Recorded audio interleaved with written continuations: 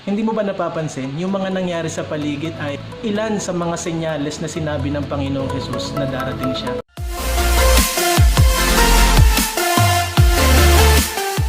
Magandang Biyernes sa iyo at maganda yung ating pag-uusapan muli. Ito ay paalala sa ating lahat tungkol sa paghahanda. Sino ba rito ang nakasubok na papasok ng pagsusulit o may exam sa school? Siyempre alam mo may pagsusulit. Paghahandaan mo siya. O kaya naman meron kang a-applyan na trabaho. Paghahandaan mo ng lubos para makapasok ka sa trabahong minimithi mo yung posisyon na yan. Pag-iinamin mo, paghuhusayin mo yung sarili. Marami kang pag-aaralan, marami kang gustong matutunan, marami kang sasaliksikin sa maraming bagay tungkol do sa iyong papasukan. So in short, paghahandaan mo talaga. Alam nyo, nakakatuwang isipin na ang Pinoy, may paghahanda o wala, ang galing niya mag-adapt. Pero syempre, mas mainam na yung tunay kang handa, yung napaghandaan mo yung sarili mo. Pag-aasawa rin naman ganun, dapat pinaghahandaan siya. O kaya naman, sa retirement ng buhay o sa ating pagtanda, pinaghahandaan din natin yan. Ayaw naman natin maging pabigat sa mga anak natin, o mga nagmamahal sa atin, o mga tao na sa paligid natin.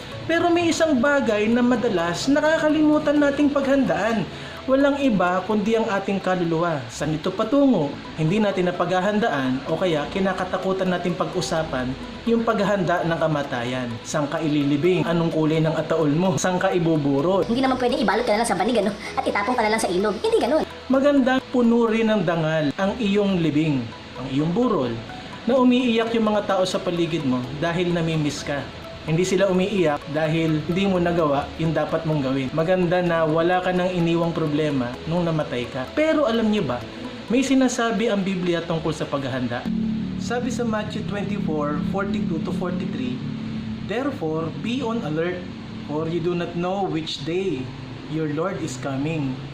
But be sure of this, that if the head of the house had known at what time of the night the thief was coming, he would have been on the alert and would not have allowed his house to be broken into." Nabanggit doon na darating ang Panginoon. Yun ay dapat nating paghandaan. Hindi natin maiiwasan ito. Darating at darating ang Diyos. Sa hindi natin inaasahang araw, hindi natin inaasahang oras, at hindi natin inaasahang pangyari, ang malinaw dyan, darating ang Diyos. Sabi nga, di ba, kung alam lang nung ulo ng tahanan, nung ama ng tahanan, na may paparating na magnanakaw, baka paghandaan yan, hindi siya matutulog, hindi siya aantok-antok, kahit anong kaluskos na marinig niya, iisipin niya, andyan na yung magnanakaw. Kaso, ang problema, hindi naman natin alam kailan darating yung magnanakaw Pero hindi ko naman sinasabi, yung pagdating ng Diyos, siya ay magnanakaw. Ibig lang sabihin ng salitang yun, yung paghahanda, being watchful. Hindi mo ba napapansin, yung mga nangyari sa paligid ay ilan sa mga senyales na sinabi ng Panginoong Hesus na darating siya. Bansa sa bansa, nagkakagulo. Kahit nga yung magkakalahi, nagpapatayan. Yung mga anak, suwail na sa mga magulang. Nasabi yan sa Biblia. So nandito na tayo. Malapit nang dumating ang Diyos. Kailangan paghandaan natin ang ating kaluluwa. Paghandaan natin saan tayo pupunta. Pero syempre, hindi mo yan magagawa sa sarili mong kakayanan. Hindi sa pagpapakabait. Hindi sa pagpapakabana tipong hindi ka na magkakasala. Tayo ay nakatapak sa lupa. Patuloy na natutokso. Minsan lang nahuhulog talaga sa tukso. Pero kung nasa atin ang Panginoong Hesus, humingi lang tayo ng kapatawaran sa Kanya ng may pananalig, may pananampalataya at may pagbabago ng buhay, patatawarin niya tayo sa ating mga kasalanan. Lilinisin niya tayo sa ating mga karumihan. Pero syempre, hindi makikinig ang Diyos kung wala si Jesus sa puso mo. Kailangan si Jesus nasa puso mo.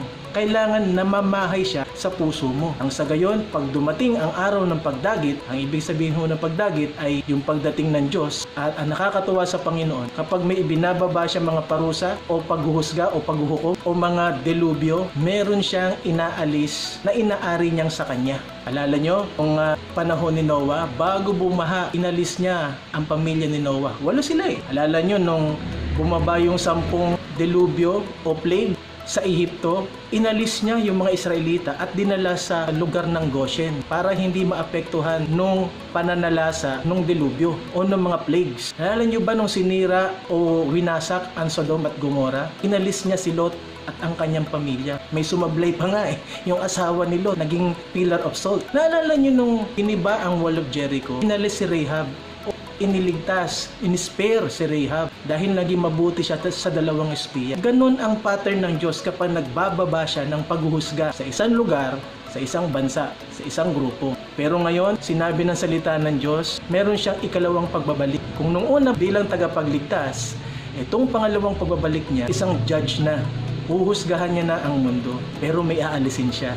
Yun ang ating blessed hope. Yun ang ating pag-asa. Siguraduhin natin, siguraduhin mo sa puso mo na nandyan si Kristo, na mamahay siya sa buhay mo. Hindi mo naman kailangan magpakabanal dahil hindi naman natin magagawa yun. Tanggapin lang natin ang libreng kaligtasan na inaalay sa atin ng Diyos sa pamamagitan ng kanyang anak na si Jesus. Sabihin mo, sa puso mo, manalangin ka, Panginoon, kailangan kita. Pumasok ka po, Jesus, sa aking puso. Manahan ka po sa aking buhay.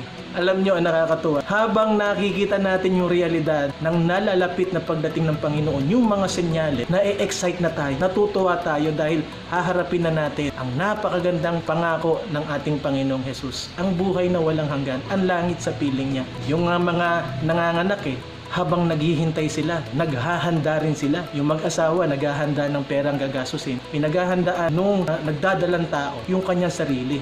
Alam niyang mahirap yung kanyang susuungin. Pero pag nailuwal na yung bata, what a joy. Kompletong kagalakan. At pag nakita na yung bata, nakalimutan na ang lahat ng hirap at pasakit. Sa paghahanda, kasama dyan yung pagkokontrol ng sarili. Ang daming tukso sa paligid Ang daming pilit kang hinahatak pabalik sa dati mong buhay. O pilit kang hinahatak pababa o papunta sa apoy ng impyerno. Kung hindi ka naniniwala, bahala ka. Pero ang dalangin ko lang, tagpuin ka ng Diyos dyan sa posisyon mo ngayon. Dyan sa lugar na inuupuan mo ngayon. Dyan mismo sa lugar na kung saan pinapanood mo ang video ito. Kailangan nating maghanda. Maghanda ng sarili. Ihanda ang puso. Isang tabi ang lahat ng sama ng loob. Isang tabi ang pait ng buhay.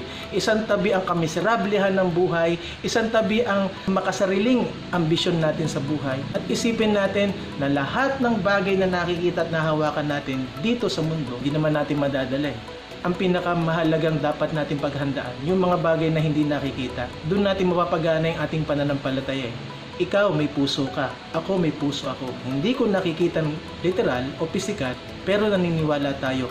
Yun ang pananampalataya. Hindi mo nakikita ang buhay na walang hanggan, hindi mo nakikita ang langit, hindi mo nakikita ang Diyos, pero naniniwala ka. Merong Diyos, may langit, may buhay na walang hanggan. Yun ang dapat natin paghandaan. Ang ating pinagdaraanan ngayon, ilan naman itong COVID-19 Siguro ito na yung pinaka dahil buong mundo Maraming bagay na nangyayari ngayon sa paligid ang nagsasabi at naguhumiyaw na malapit nang dumating ang Diyos. Paghandaan mo yan. Habang pinapanood mo ang bidyong ito, dalangin ko nangungusap ang Panginoon sa iyo. At pagkatapos mong panoorin ito, gumawa ka ng simpleng panalangin sa buhay mo. Buhay ng pagtanggap kay Jesus dyan sa lugar mo. Sa puso mo, sa isip mo, manalangin ka. Tanggapin mo si Jesus sa puso mo. Siya lang ang makapagliligtas. Hindi ako, hindi yung mga taong maraming sinasabi, kundi yung sinabi ng Biblia na kung sino man sa Kanya ay kumilala, ay magkakaroon na ng buhay na walang hanggan. Hindi na siya mapapahamak, kundi magkakaroon ng buhay na walang hanggan. Sabi yan sa John 3:16, kabisado ng lahat yan.